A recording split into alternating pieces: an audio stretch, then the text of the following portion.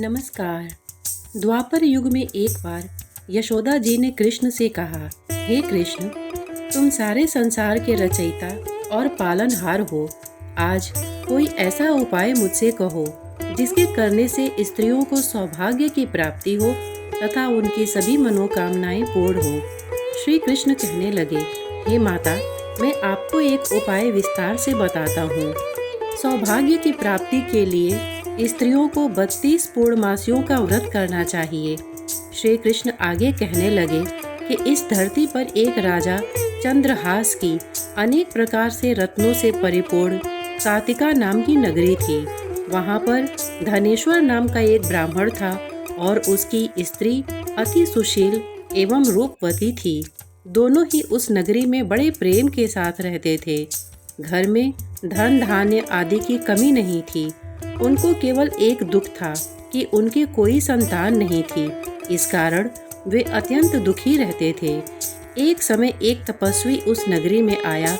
वह तपस्वी उस ब्राह्मण के घर को छोड़कर अन्य सब घरों से भिक्षा लेकर भोजन किया करता था। एक दिन हमेशा की तरह तपस्वी भिक्षान्न को प्रेम पूर्वक खा रहा था कि धनेश्वर ने योगी का यह सब कार्य देख लिया। धनेश्वर योगी से बोला, महात्मन, आप सब घरों से भिक्षा लेते हैं, परंतु मेरे घर की भिक्षा कभी भी नहीं लेते। इसका कारण क्या है? योगी ने कहा कि निसंतान के घर की भीख पतितों के अन्न के तुल्य होती है और जो पतितों का अन्न खाता है वह भी पतित हो जाता है। क्योंकि तुम निसंतान हो, अतः पतित हो जाने के भय से मैं तुम्हारे घर की भिक्षा नहीं लेता हूँ। धनेश्वर यह बात सुनकर अपने मन में बहुत दुखी हुआ और हाथ जोड़कर योगी के पैरों पर गिर पड़ा तथा कहने लगा, हे महाराज, यदि ऐसा है तो आप मुझको पुत्र प्राप्ति का उपाय बताइए। आप सर्वज्ञ हैं, मुझ पर अवश्य ही कृपा कीजिए। मैं पुत्र न होने के कारण अत्यंत दुखी हूँ। आप मेरे इस दुख का हरण करें। आप सामर्थ्यवान हैं। यह सुनकर योगी कहने लगे, हे ब्राह्मण, तुम चंडी की आराधना करो। घर आकर उसने अपनी स्त्री से सब वृतांत कहा और स्वयं तप के निमित्त वन में चला गया। वन में जाकर उसने चंडी की उपासना की और उपवास किया। चंडी ने 16वें दिन उसको स्वप्न में दर्शन दिया और कहा, हे धनेश्वर, जा, तेरे पुत्र होगा, परंतु वह 16 वर्ष की आयु में ही मृत्यु को प्राप्त हो जाएगा। यदि तुम दोनों स्त्री पुरुष 32 पूर्णमासियों का व्रत विधि पूर्वक करोगे तो वह दीर्घायु होगा। प्रातःकाल होने पर इस स्थान के समीप ही तुम्हें एक आम का वृक्ष दिखाई देगा। उस पर चढ़कर एक फल तोड़कर शीघ्र अपने घर चले जाना। अपनी स्त्री को खिलाना। ऋतु स्नान के पश्चात वह स्वच्छ होकर श्री शंकर जी का ध्यान करके उस फल को खा लेगी। तब शंकर भगवान की कृपा से उसको गर्भ हो जाएगा। जब वह ब्राह्मण प्रातःकाल उठा तो उसने उस स्थान के पास ही एक आम का वृक्ष देखा जिस पर एक अत्यंत सुंदर आम का फल लगा हुआ था। धनेश्वर वृक्ष पर चढ़ गया और उसने एक अति सुंदर आम का फल देखा। ब्राह्मण ने जल्दी से उस फल को तोड़कर अपनी स्त्री को लाकर दिया और उसकी स्त्री ने अपने पति के कथनानुसार उस फल को खा लिया और वह गर्भवती हो गई। देवी जी की असीम कृपा से उसे एक अत्यंत सुंदर पुत्र उत्पन्न हुआ जिसका नाम उन्होंने देवी दास रखा। माता पिता के हर्ष के साथ वह बालक बढ़ने लगा। भवानी की कृपा से वह बालक बहुत ही सुंदर, सुशील और पढ़ने में बहुत ही निपुण हो गया। दुर्गा जी की आज्ञानुसार उसकी माता ने 32 पूर्णमासी का व्रत रखना प्रारंभ कर दिया था जिससे उसका पुत्र बड़ी आयु वाला हो जाए। 16वां वर्ष लगते ही देवीदास के माता पिता को चिंता हुई कि कहीं उनके पुत्र की इस वर्ष मृत्यु न हो जाए। इसलिए उन्होंने अपने मन में विचार किया कि यदि यह दुर्घटना उनके सामने हो गई तो वे कैसे सहन कर सकेंगे। इसलिए उन्होंने देवीदास के मामा को बुलाया और कहा कि हमारी इच्छा है कि देवीदास 1 वर्ष तक काशी में जाकर विद्या अध्ययन करे। इसलिए साथ में तुम चले जाओ और 1 वर्ष के पश्चात इसको वापस लौटा लाना। सब प्रबंध करके उसके माता पिता ने काशी जाने के लिए देवीदास को एक घोड़े पर बैठाकर उसके मामा को उसके साथ भेज दिया। धनेश्वर ने सपत्नीक अपने पुत्र की मंगल कामना तथा दीर्घायु के लिए भगवती दुर्गा की आराधना और पूर्णमासियों का व्रत करना आरंभ कर दिया।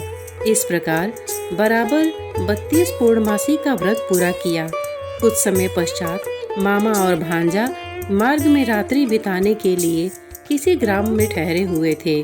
उस दिन उस गांव में एक ब्राह्मण की अत्यंत सुंदर, सुशील और गुणवती कन्या का विवाह होने वाला था। जिस धर्मशाला के अंदर वर और उसकी बारात ठहरी हुई थी, उसी धर्मशाला में देवीदास और उसके मामा भी ठहरे हुए थे। संयोगवश कन्या को तेल आदि चढ़ाकर मंडप आदि का कृत्य किया गया तो लग्न के समय वर को धनुर्वात हो गया। इसलिए वर के पिता ने अपने कुटुंबियों से परामर्श करके निश्चय किया कि यह देवीदास मेरे पुत्र जैसा ही सुंदर है, मैं इसके साथ ही लग्न करा दूं और बाद में विवाह के अन्य कार्य मेरे लड़के के साथ हो जाएंगे। ऐसा सोचकर देवीदास के मामा से जाकर बोला कि तुम थोड़ी देर के लिए अपने भांजे को हमें दे दो, जिससे विवाह के लग्न का सब कृत्य सुचारू रूप से हो सके। तब उसका मामा कहने लगा कि जो कुछ भी मधुपर्क आदि कन्यादान के समय वर को मिले वह सब हमें दे दिया जाए तो मेरा भांजा इस बारात का दूल्हा बन जाएगा।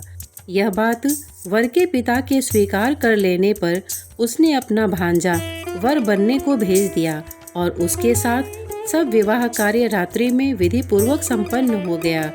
पत्नी के साथ वह भोजन न कर सका और अपने मन में सोचने लगा कि न जाने यह कैसी स्त्री होगी। वह एकांत में इसी सोच में पड़ गया तथा उसकी आंखों में आंसू भी आ गए। तब वधू ने पूछा कि क्या बात है, आप इतने दुखी क्यों हो रहे हैं? तब उसने सब बातें जो वर के पिता व उसके मामा में हुई थी उसको बतला दी। तब कन्या कहने लगी कि यह ब्रह्म विवाह के विपरीत कैसे हो सकता है। देव, ब्राह्मण और अग्नि के सामने मैंने आपको ही अपना पति बनाया है, इसलिए आप ही मेरे पति हैं। मैं आपकी ही पत्नी रहूंगी, किसी अन्य की कदापि नहीं। तब देवीदास ने कहा, ऐसा मत करिए, क्योंकि मेरी आयु बहुत थोड़ी है। मेरे पश्चात आपकी क्या गति होगी, इन बातों को अच्छी तरह विचार लो। परंतु वह दृढ़ विचार वाली थी। बोली कि जो गति आपकी होगी वही मेरी गति होगी। हे स्वामी, आप उठिए और भोजन करिए, आप निश्चय ही भूखे होंगे। इसके बाद देवीदास और उसकी पत्नी दोनों ने भोजन किया तथा शेष रात्रि वे सोते रहे। प्रातःकाल देवीदास ने अपनी पत्नी को 3 नगों से जड़ी हुई एक अंगूठी दी, एक रुमाल दिया और बोला, हे प्रिय, इसे लो और संकेत समझकर स्थिर चित्त हो जाओ। यदि मैं जीवित रहा तो अवश्य वापस आऊंगा, अन्यथा समझ लेना मेरी मृत्यु हो गई है। यह समझाकर वह चला गया। प्रातःकाल होते ही वहां पर गाजे बाजे बजने लगे और जिस समय विवाह के कार्य समाप्त करने के लिए वर तथा सब बाराती मंडप में आए तो कन्या ने वर को भली प्रकार से देखकर अपने पिता से कहा कि यह मेरा पति नहीं है, मेरा पति वही है जिसके साथ रात्रि में मेरा पाणी ग्रहण हुआ था। इसके साथ मेरा विवाह नहीं हुआ है। यदि यह वही है तो बताए कि मैंने इसको क्या दिया।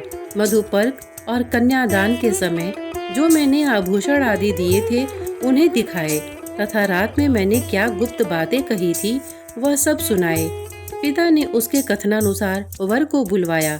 कन्या की यह सब बातें सुनकर वह कहने लगा कि मैं कुछ नहीं जानता। इसके पश्चात लज्जित होकर वह चला गया और सारी बारात भी अपमानित होकर वहां से लौट गई। इस प्रकार देवीदास काशी चला गया।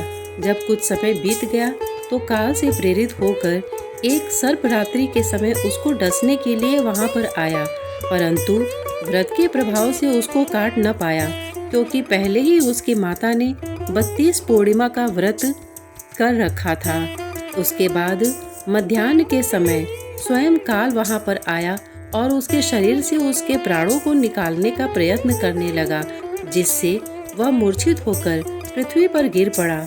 भगवान की कृपा से उसी समय पार्वती जी के साथ श्री शंकर जी वहां पर आ गए। उसको मूर्छित दशा में देखकर पार्वती जी ने भगवान शंकर से प्रार्थना की कि हे महाराज, इस बालक की माता ने पहले 32 पूर्णिमा का व्रत किया था, जिसके प्रभाव से इसका मृत्यु दोष कट गया। भवानी के कहने पर भक्त वत्सल भगवान शिव जी ने उसको प्राण दान दे दिया। इस व्रत के प्रभाव से काल को भी पीछे हटना पड़ा और देवीदास स्वस्थ होकर बैठ गया। उधर उसकी स्त्री उसकी प्रतीक्षा किया करती थी। जब 16वां वर्ष व्यतीत हो गया तो देवीदास भी अपने मामा के साथ काशी से चल दिया। इधर उसके ससुर उसको ढूंढने के लिए अपने घर से जाने ही वाले थे कि वह दोनों मामा भांजा वहां पर आ गए। उसको आया देखकर उसका ससुर बड़ी प्रसन्नता के साथ अपने घर में ले आया तथा बाद में खूब धन के साथ अपनी पुत्री को उसके साथ विदा किया। श्री कृष्ण जी कहने लगे कि इस प्रकार धनेश्वर 32 पूर्णिमाओं के व्रत के प्रभाव से पुत्रवान हो गया। जो भी स्त्रियां इस व्रत को करती हैं वे जन्म जन्मांतर में वैधव्य का दुख नहीं भोगती और सदैव सौभाग्यवती रहती हैं। यह मेरा वचन है, इसमें कोई संदेह नहीं। यह व्रत पुत्र पौत्रों को देने वाला तथा संपूर्ण मनोकामनाओं को पूर्ण करने वाला है। 32 पूर्णिमाओं के व्रत करने से व्रती की सब इच्छाएं भगवान शिवजी की कृपा से पूर्ण हो जाती हैं। श्रोतागण, इतने धैर्य से इसे सुनने के लिए आपने अपना बहुमूल्य समय दिया, इसके लिए आपका बहुत बहुत धन्यवाद। नमस्कार।